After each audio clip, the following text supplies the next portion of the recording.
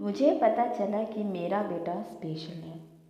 वह एक जगह बैठा रहता, वह ना खाना मांगेगा ना पानी मांगेगा। दोस्तों, आप सभी को मेरा नमस्कार। और आज मैं आप लोगों के साथ मेरी ज़िंदगी की कुछ बातों को शेयर करने जा रही हूँ। Special mom. माँ सभी स्पेशल होती है, पर मैं कैसे खुद को ही स्पेशल मॉम कहती हूँ। मेरा नाम कोमल है। मेरे 2 बच्चे हैं। पहली मेरी एक बेटी है, और जब बेटा हुआ तो ऐसा लगा कि मानो परिवार कंप्लीट हो गया। मेरा बेटा भी सब बच्चों जैसा ही बड़ा हो रहा था। सब बच्चे एक जैसे नहीं होते। कुछ जल्दी पढ़ना लिखना सीखते हैं, कुछ देर। हमने भी उसी तरह समझा। मेरे बेटे का नाम आकाश है। आकाश जब नर्सरी में पढ़ाई कर रहा था, तब अचानक एक दिन मुझे प्रिंसिपल का कॉल आया कि आप एक बार आकर हमसे मिलें। तो मैंने सोचा ठीक है, कुछ बदमाशी किया होगा, तो मैं गई स्कूल। लेकिन जब प्रिंसिपल से मिलने के लिए स्कूल गई तो प्रिंसिपल मुझे बिठाकर बड़े प्यार से पूछते हैं कि आपने अपने बच्चे में कुछ अंदर में कुछ नोटिस किया है, जैसे मूवमेंट। तो मैंने कहा, मैडम, नोटिस मतलब क्या, मेरा बेटा तो ठीक ठाक है, बच्चा हमारा सही है। मुझे स्कूल से कहा गया कि आप अपने बच्चे का एक बार डॉक्टर को ज़रूर दिखाएं। स्कूल के कहने के कारण मैंने अपने बच्चे का पीओपी आईक्यू टेस्ट करवाया। मैं नौकरी करती थी। मैंने ऑफिस से छुट्टी मांगी।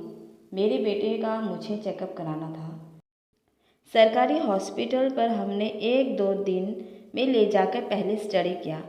मुझे कहाँ से क्या दिखाना है, मैंने छुट्टी लेकर स्टार्ट किया। मेरे बच्चे का बर्थ सर्टिफिकेट लेकर हॉस्पिटल ओपीडी में जब मैं गई तो वहाँ कई तरह के बच्चे वहाँ पर बैठे हुए थे। जनरल चेकअप हुआ और यह लगभग चेकअप का सिलसिला 2 महीने चला, और इस बीच में मुझे मेरी जॉब छोड़नी पड़ी। 2 महीने की छुट्टी कंपनी नहीं दे रही थी, और बच्चा मेरे लिए ज़रूरी था। जब सब रिपोर्ट सामने आई तो डॉक्टर ने बड़े प्यार से मुझसे समझाया कि आपका बच्चा नॉर्मल नहीं है, वह स्पेशल बच्चा है। मैं कुछ समझी नहीं और मैं बहुत डर गई थी। ऐसा अपने बच्चे के बारे में सुनकर मेरी माँ मेरे साथ थी। उस दिन मैं बहुत रोई थी। मेरा ही बच्चे के साथ ऐसा क्यों हुआ, मेरा ही बेटा ऐसा क्यों। मेरी माँ भी मेरे साथ थी। तब मेरी ज़िंदगी में बहुत कुछ उथल पुथल चल रहा था। तब माँ ने बोला था, अभी जो है वो है, चेंज तो नहीं कर सकते। डॉक्टर से कंसल्टेशन करना, उनको समझाना, सब मैं सुनती गई और समझती गई। डॉक्टर ने मुझे एक बात बहुत अच्छी तरह बताई, तुम इतना सोचो, नॉर्मल बच्चे तो सभी माँ बाप के पास है। भगवान स्पेशल बच्चे उसी को देते हैं जो खुद स्पेशल हो। यह डॉक्टर की बातें ने मेरी पूरी सोच बदल दी। मेरा बच्चा ऑटिज्म था। यह कोई बीमारी नहीं है। ऐसे बच्चे कभी झूठ नहीं बोलते, वह पलट कर जवाब नहीं देते और बात नहीं करते ज़्यादा। दोस्तों, ऑटिज्म के बच्चों को अलग मत समझना, अलग कैटेगरी मत कीजिए। वो भी नॉर्मल है, बस उनको सीखने के लिए थोड़ा ज़्यादा वक्त लगता है। जैसे नॉर्मल बच्चा अपने आप काम करते हैं, ऐसे बच्चों को थोड़ा वक्त लगता है। मैंने जॉब तो छोड़ चुकी थी, और उसके बाद जब उसकी थेरेपी स्टार्ट हुई तो इसके लिए हमारी फाइनेंशियल भी इतनी स्ट्रांग नहीं थी कि प्राइवेट डॉक्टर के पास जाकर हम थेरेपी ले सकें। फिर हमने सरकारी डॉक्टर से 2.5 साल तक लगभग थेरेपी मेरे बेटे का चलता रहा। उसके बाद खुद मैंने मेरे बच्चे के साथ थेरेपी किया।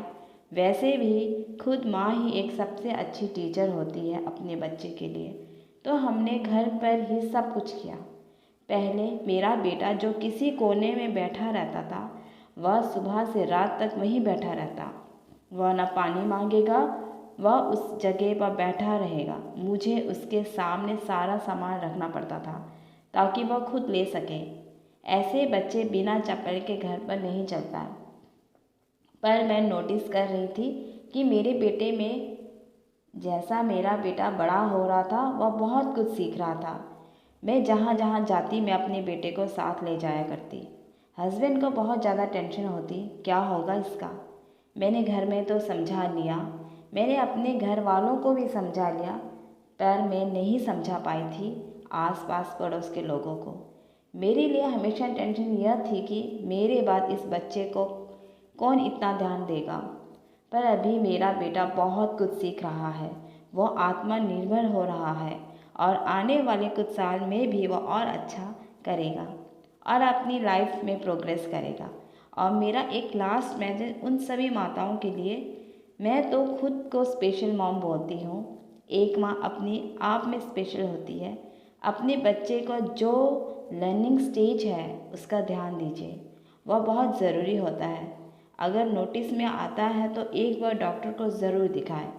इसमें कुछ भी बुराई नहीं हो, मत मानिए और अपने बच्चे को स्पेशली ध्यान दीजिए।